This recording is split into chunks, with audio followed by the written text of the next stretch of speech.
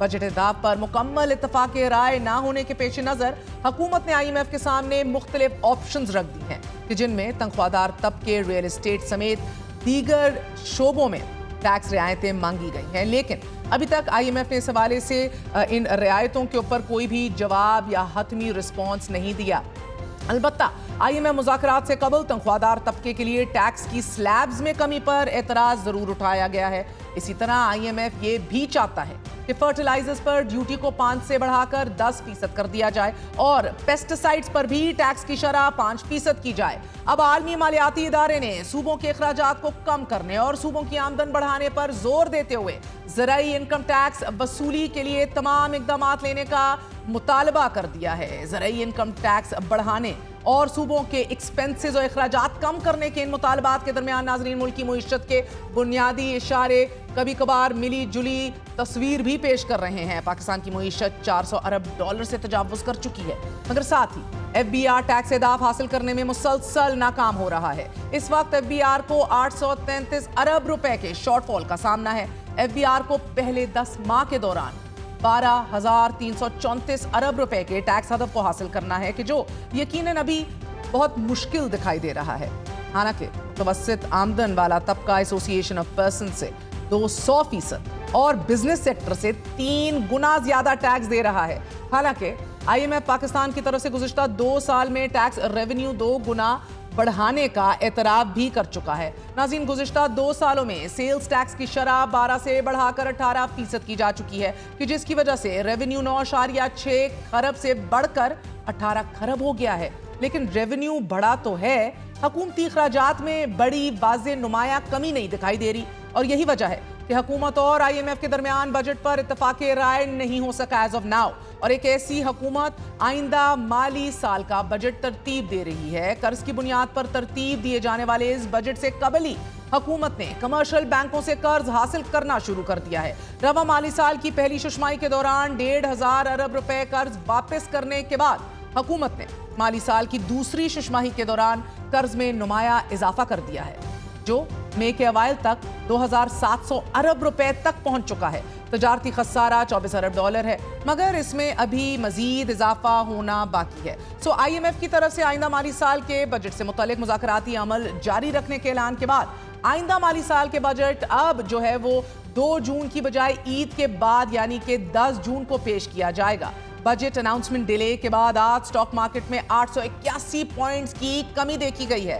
सरमायाकारों ने बजट ताखीर और IMF programme से मुतालिक क्लैरिटी ना होने पर मार्केट में बड़ी कमी का इजहार किया है और माहिरीन का यह भी ख्याल है कि जब तक IMF और हुकूमत के दरमियान डिस्कोज को सर्कुलर डेट की अदायगियों और बिजली की टैरिफ से मुतालिक इत्तफाक राय नहीं हो जाता, ये क्लैरिटी नहीं आती, ये ट्रेंड बरकरार रहेगा। लेकिन अब मसला ये है कि IMF और हुकूमत के दरमियान इख्तलाफ राय अपनी जगह मौजूद है, लेकिन बजट टारगेट से मुतल्लिक अहम वजारतों के दरमियान भी इख्तलाफात सामने आ रहे हैं। सहाफ़ी इरशाद अंसारी की खबर के मुताबिक चूंकि तरक्याती मंसूबों की अक्सरियत और जो मेजॉरिटी है वो महंगे इंफ्रास्ट्रक्चर मंसूबों पर मुश्तमिल है, इस वजह से वजारत खजाना और वजारत मनसूबाबंदी में इख्तलाफात पैदा हो चुके हैं, जिसके बाद सालाना मनसूबाबंदी राब्ता कमेटी का अहम तरीन इजलास सस्पेंड फॉर नाउ मुलतवी पोस्टपोन कर दिया गया है। स्टॉक मार्केट में मंदी जारी रहेगी। टैरिफ रैशनलाइजेशन और इजाफी बिजली को इस्तेमाल में लाने के लिए जहां एक जानिब हुकूमत ने 2000 मेगावाट बिजली बिटकॉइन माइनिंग और AI डेटा सेंटर को देने का ऐलान कर दिया है, वहीं दूसरी तरफ सनती और ज़रई सारिफीन को इजाफी बिजली के इस्तेमाल और खपत को फरोग देने के लिए सरप्लस पावर पैकेज मुतारिफ करवाने का फैसला भी कर लिया गया है।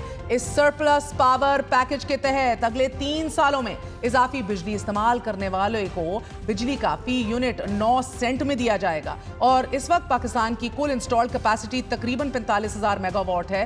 गर्मियों में नाजरीन बिजली की ज्यादा से ज्यादा तलब 29,000 मेगावाट तक जाती है, यानी कि 15,000 मेगावाट सरप्लस बिजली इस वक्त पाकिस्तान पैदा तो कर सकता है, मगर इसकी तलब नहीं, डिमांड नहीं, और यही तलब ना होना सर्कुलर डेट और कैपेसिटी चार्जेस की मद में आप अदा करते हैं। अब तलब में इसी कमी के बाद पाकिस्तान ने मजीद 6 LNG कार्गोज आलमी मार्केट में मुंतकिल कर दिए हैं और इसके बाद जहन में रखिए ये वाज़ेह रहे कि कुल मुंतकिल किए जाने वाले LNG कार्गोज की तादाद 11 हो चुकी है। So they very important and pertinent issues at stake here. Budget जो है उसके ऊपर अब फाइनल गुफ्तो शनीद IMF के साथ हो रही है। हमारे साथ बात करने के लिए डॉक्टर खाकान नजीब मौजूद हैं। He served as the adviser to the ministry of finance. Doctor साहब बहुत बहुत शुक्रिया साथ देने का। फरमाई दीजिएगा सर, पोस्ट इंडिया पाकिस्तान वॉर हमने ये देखा है कि एक बात तो बड़ी वाज़ेह हो गई है, अस्करी और सफारती फतह के बाद हमें अब मुआशी जंग जीतनी है। बजट अहदाफ जो हैं वो सेट किए जा रहे हैं। मुकम्मल इत्तफाक राय IMF के साथ नहीं हो सका। हुकूमत ने IMF के सामने मुख्तलिफ ऑप्शंस भी रख दिए हैं। इनके अंदर तनख्वाहदार तबके, रियल एस्टेट समेत दीगर जो शोबे हैं उनमें टैक्स रियायतें भी मांगी गई हैं और गो कि IMF ने इस हवाले से अभी तक कोई हतमी जवाब नहीं दिया डॉक्टर साहब। मगर ये ज़रूर बताइएगा कि हम लोग क्या एक्सपेक्ट करें। तनख्वाहदार तबके के लिए टैक्स की स्लैब्स में कमी पर एतराज़ कर रहा है IMF, लेकिन it is very important for us कि हम फोकस करें कि जो हमारा एक स्क्यूड टैक्स स्ट्रक्चर है इसको हमें हॉरिजॉन्टल करना है। कितनी अशद जरूरत है इसकी? आई थिंक बहुत अपॉर्चुन टाइम है पाकिस्तान के लिए। एक मैक्रो स्टेबिलिटी आ गई है, सो उस तरह का प्रेशर नहीं है। दुनिया में इज्जत और वकार भी बढ़ गया है। So you know if we do more fundamental work, like आपने सही कहा, हॉरिजॉन्टल इक्विटी जो है टैक्सेशन स्ट्रक्चर में लाना आई थिंक पहला जुज होना चाहिए। जिसका मतलब यह है कि मैन्युफैक्चरिंग पर इस वक्त ओवरऑल 29+10 यानी कि सुपर टैक्स ऐड करूं, 5-6% जो है टैक्स होता है। जो हम ये वेलफेयर का काउंट करते हैं तो 45% टैक्स है। सो इसको कम करना चाहिए। मुझे फाइनेंस की टेबल पर याद है हम 29% टैक्स को कहते थे कि बदतदरीज अगले 3 से 5 साल में 25 पे ले जाएंगे। सो देखिए हम तो बिल्कुल दूसरी तरफ चले गए, number 1। And I think the fund has to understand deindustrialisation से मूव करने के लिए ये एक बात। दूसरी बात इंपॉर्टेंट ये है कि अगर आप इतना ज्यादा इस वक्त इन्फ्लेशनरी बाउट से आ रहे हैं तो महर जो आपकी रियल इनकम है, जो रियल टर्म्स में इनकम है, वो तो कमजोर हो गई है। लेट्स से कि आप 50,500 रुपया कमा रही थी, अब वो 50,500 तो वो बास्केट ही बाय नहीं कर रहा। तो मुझे जो लोएस्ट स्लैब है सैलरीड की जिस पे टैक्स नहीं होता उसको 75,000, 80,000 या इवन 1 लाख तक ले जाना चाहिए। That will be the real relief to the people of Pakistan. फिर जो लोअर इनकम स्लैब्स हैं उनमें 2-2.5% की कमी जो है वो भी करनी चाहिए। इसलिए कि मैं मिडिल ईस्ट में अपनी लेबर के साथ compete कर रहा हूँ ना। I don't want you to leave दुनिया and go and work there, but it creates an incentive. लोग सिर्फ इसलिए नहीं बाहर जाते कि नौकरियां नहीं मिलती, बट जिस टैक्स ब्रैकेट में हम पाकिस्तान को ले गए, and I really hope the fund would understand. इसके साथ साथ हमें यह भी याद रखना है कि ताजिर दोस्त स्कीम से ऐसा नहीं हो सकता कि 35 लाख रुपए आए जबकि 50 अरब का टारगेट हो। तो इन्फोर्समेंट पे जोर देना है और जो री रैशनलाइजेशन होनी है। देखिए 500 अरब के कम से कम नए टैक्सेस आने हैं इस बजट में, ये याद रखिएगा।